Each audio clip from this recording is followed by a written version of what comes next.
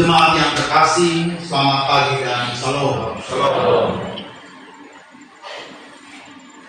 Seorang penyair kali ini mengatakan,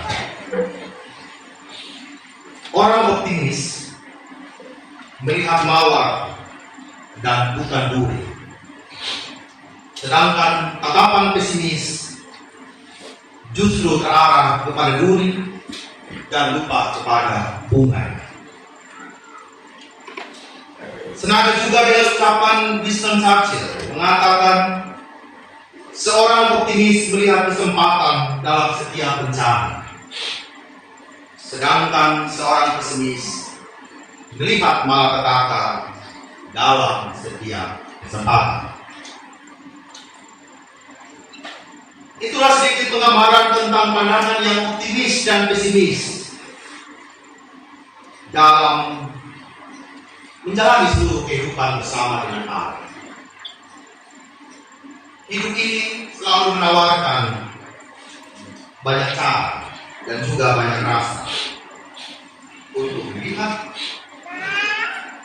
untuk merasakan, dan untuk menilai segala sesuatu. Dan cara melihat dan merasakan serta menilai itulah yang kemudian akan memberi pengaruh pada tindakan yang dilakukan. Kata demikian Bapak, kalau lihat hari ini yang manis, mulus gitu kan, berlalu. Kalau lihat kita bijak, ini pasti tanya kau. Lewat sudah, itu kan ya. Nah, contoh kan. Semua mempengaruhi apa yang kita lihat, mempengaruhi juga apa yang kita rasakan dalam seluruh keberadaan kita. Hari ini kita mendengarkan kitab Yesaya itu dibagi 3. Ya. Ada Proto Yesaya, Dito Yesaya, dan Dito Yesaya. Kita ada di Dito Yesaya, keselamatan bangsa dalam perbuatan. Saat ini bangsa itu sedang dibuang. Begitu banyak pengaruh sudah diingatkan, tapi rasa-rasanya bangsa Israel itu diberes. Sudah dikasih ingat, rasa-rasanya juga ya, sama saja. Saya tidak tahu ya, Tuhan bosan kasih ingat dan kita berkembang di uang di puluh saluran ya. Kira-kira bagaimana? Saya terleleh curi Bapak. Pasti ya. Saya tidak mau lihat susahnya saluran atau saya ini saatnya saya terleleh curi. Yesaya adalah di Tuhan yang bekerja sekitar abad 8 sebelum Masehi. Jadi sebelum Yesus lahir, sebelum Natal itu ada dengan semua ceritanya, yang dipanggil menjadi nabi pada matinya Raja Usia, dan tugasnya ini sangat tidak mudah, memperingatkan bangsa yang ada di tengah-tengah pembuangan. Kita lagi dibuang Bapak Mama semua lagi dibuang di mana, pulau mana begitu, tiba-tiba sadar gitu kan ya, kesinan. Dalam hati pasti mengerutu. Sudah tidak buang dan Bapak Pendeta, mulai punya firman, kayaknya tidak masuk. Masih merindukan itu Yerusalem. Seperti lagu tadi ya, cocok. Merindukan itu keindahan di sana, di Israel. Saking tidak ada yang mereka dengar, mereka bisa tidur seenaknya saja bangsa Israel. Mau siapa yang mereka dengar? Para raja sembah Baal. Para raja bukan menjadikan Yerusalem sebagai pusat peribadahan mereka, tetapi sudah selingkuh secara iman mereka. Mereka tidak mau dengar lagi apa yang Tuhan katakan. Mereka tidak lagi mempersembahkan persembahan seperti yang dikehendaki oleh Tuhan. Ya memang awal-awalnya itu, ya kalau kita belajar sejarah kita Bapak Ibu ya, di Fakultas Teologi dulu, ya memang ini kalau kita lihat Yerusalem ini ya politik-politiknya Daud juga. Dia bilangnya semua harus beribadah di Yerusalem. Karena Yerusalem itu selain pusat peribadahan juga pusat politik. Daud ingin menyatakan bahwa engkau harus lihat ke sini. Tatapanmu cuma satu saja. Nah, secara politik dia ingin buat begitu. juga ingin menghendaki agar Yerusalem itu jadi pusat segala. Tapi Salomo tidak kuat apa-apa. Daud ini kan demikian Salomo. Nah, ternyata Salomo ini yang berhikmat, punya segalanya, kekayaan ditinggalkan oleh ayahnya Daud. Ternyata dia tidak mampu untuk menjaga, terutama menjaga iman kepada Tuhan. Atas nama kepentingan politik, dia menikah dengan perempuan-perempuan Mesir yang notabene tidak beragama. Jadi bukan Salomo yang bawa orang-orang ini kepada Tuhan, nah Salomo sudah yang terbawa oleh kenyataan bersama dengan para istri-istrinya dan para budi-budi. Rehabeam, Yerobeam, dia punya pegawai, dia punya anak-anak, baku uji sudah ini, mau ambil, mau rebut, ini misalnya. Akhirnya orang pecah Bapak. Israel utara dan Israel selatan. Israel dan Yehuda terpisah sudah. Mereka ini kan terbentuk dari anak-anaknya siapa Bapak? Anak-anaknya ya 12 orang itu ya. Nah, jadi terpisah sudah mereka yang 12 suku ini. Nah, dikasih tahu bulan-bulan hello, kembali sudah, tidak mau dia. Oh, Tuhan bilang buang susah mereka. Pertama Asyur kuasai mereka. Nah, mereka menang. Oh, Tuhan bilang kamu sudah pikir kamu menang, selesai sudah tidak. Kamu juga tidak tetap terpaut kepada saya. Kamu tetap juga ketika Asyur menyerang mereka, mereka juga tidak mau memandang kepada Tuhan. Mereka minta juga kepada Tuhan manusia. Hati mereka tidak fokus. Akhirnya dibuanglah ke pembuangan. Bahkan 70 tahun datanglah Yesaya untuk mengingatkan. Yesaya menitik beratkan kepercayaan kepada Allah dalam keadaan yang paling sukar sekali. Ia meyakini bahwa Allah hadir secara aktif dalam kehidupan manusia. Dan Allah bisa saja memakai siapa saja, memakai apa saja untuk menyatakan kehendaknya kepada umat Israel. Bahkan oleh musuh sekali. Bahkan Tuhan bisa memakai juga mama orang mungkin yang paling tidak kita suka dalam hidup ini untuk menegur kita. Musuh kita. Kenyataan-kenyataan yang tidak kita sukai. Kadang-kadang itulah yang datang untuk menegur serta meneguhkan kita. Itu Bapak.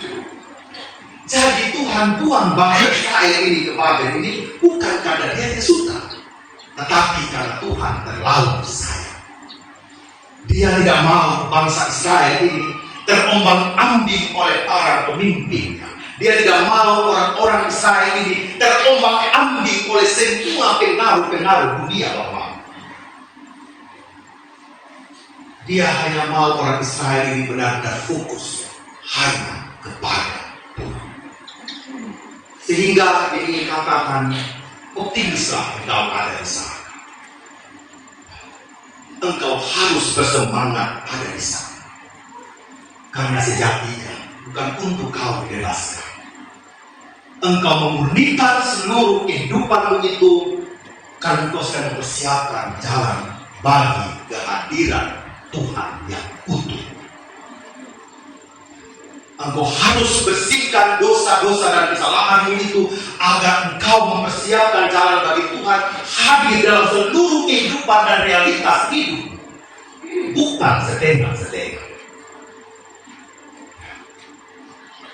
Meskipun kayaknya Tuhan ini kasih kekuasaan kepada Asyur untuk menguasai bangsa Israel. Tuhan kasih kekuasaan kepada bangsa Babel ini untuk menguasai Israel. Namun kekuasaan yang diberikan itu tetap dibatasi oleh kekuasaan Tuhan.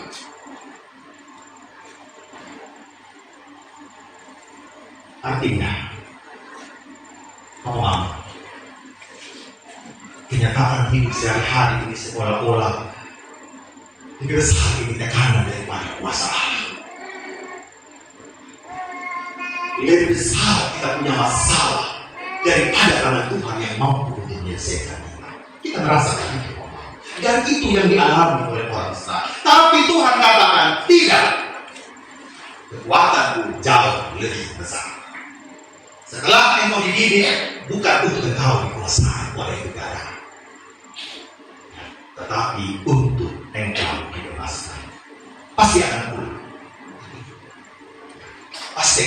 membebaskan dari Babel 70 tahun itu. Jadi Tuhan katakan, hiburkanlah umatku. Demikianlah firman Tuhan.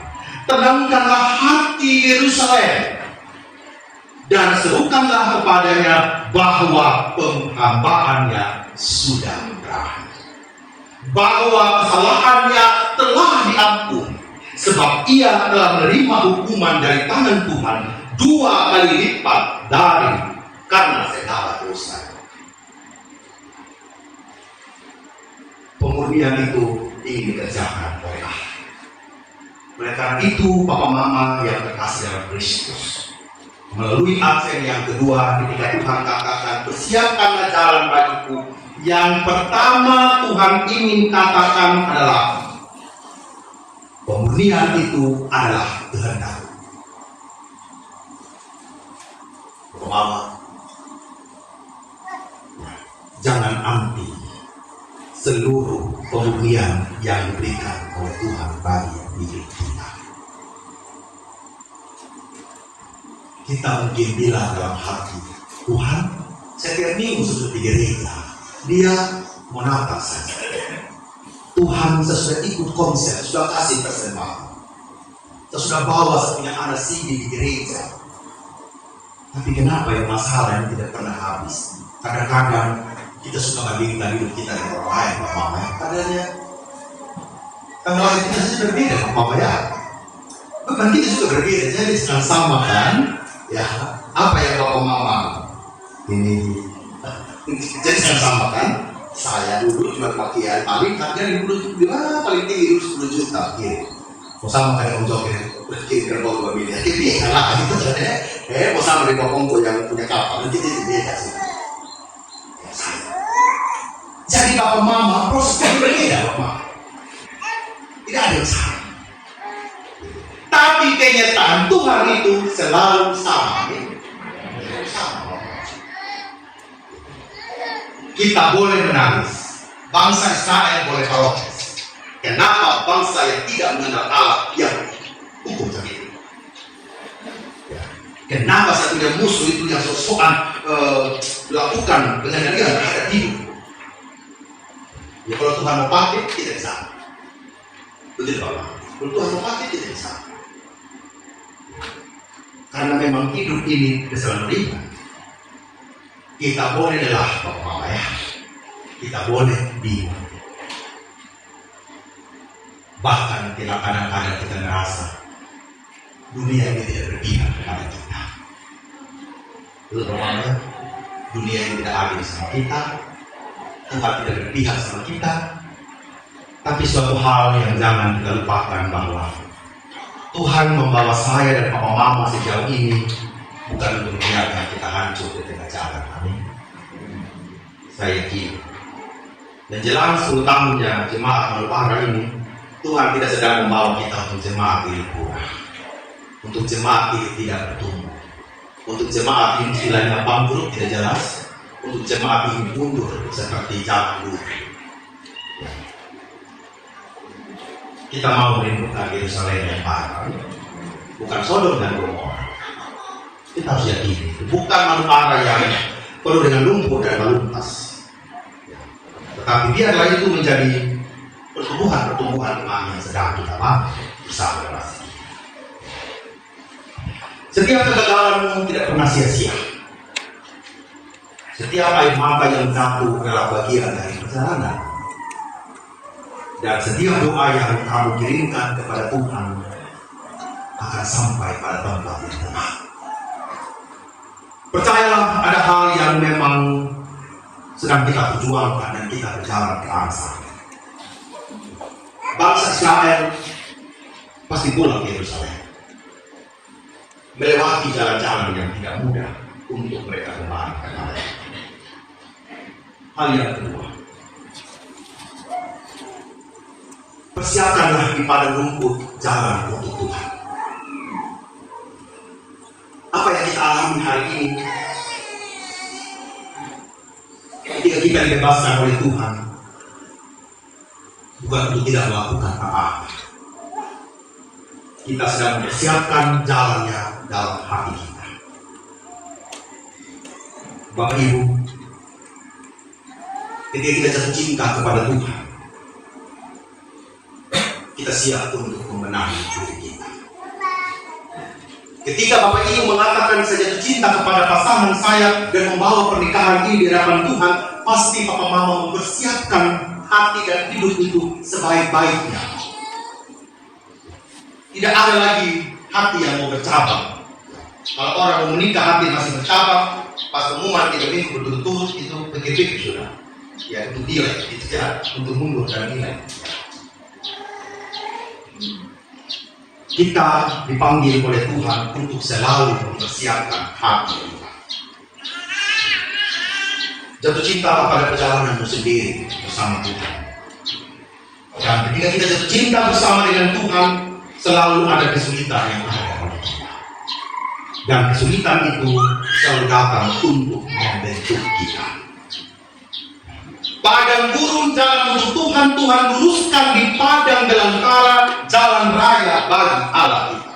Setiap lembah harus ditutup dan setiap gunung dan bukit harus diratakan. Artinya Papa Mama, seluruh tekanan-tekanan dalam hidup ini seharusnya membentuk iman kita.